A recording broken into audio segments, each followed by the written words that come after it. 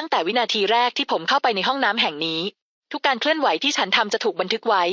เมื่อคุณไม่อยู่บ้านเมื่อฉันกังวลเกี่ยวกับคนชราและเด็กที่บ้านใช้กล้องรักษาความปลอดภัยขนาดเล็กอัจฉริยะนี้ไม่จำเป็นต้องติดตั้งคุณสามารถวางไว้ทุกที่ที่คุณต้องการแม้จะไกลออกไปหลายพันไมล์ก็ตามคุณสามารถดูสิ่งที่เกิดขึ้นในบ้านของคุณได้แบบเรียลไทม์มันทำงานโดยไม่มีเครือข่ายและไฟฟ้ารองรับการบันทึกและเล่นเสียงและวิดีโอกล้องวงจรปิดขนาดเล็กของเราส่งตรงจากโรงงานคุณสามารถนำกลับบ้านได้ในราคามื้อเดียวและกล้องเฝ้าระวังขนาดเล็กของเราใช้กล้องที่เบาเป็นพิเศษเชื่อมต่อโดยตรงกับโทรศัพท์ของคุณสามารถควบคุมการทำงานระยะไกลได้แม้ในขณะที่คุณอยู่ข้างนอกคุณสามารถเห็นสภาพที่แท้จริงของบ้านของคุณได้อย่างชัดเจนมีการติดตั้งแบบไร้สายออกแบบฟรีคุณจึงสามารถนำไปวางไว้ที่ใดก็ได้ที่คุณต้องการตรวจสอบมีการมองเห็นตอนกลางคืนในตัวทำงานได้แม้ไฟฟ้าดับถ้าเราติดตั้งสิ่งเหล่านี้ที่บ้านมันทำให้มั่นใจจริงๆนำกลับบ้านแล้วลองอย่างรวดเร็ว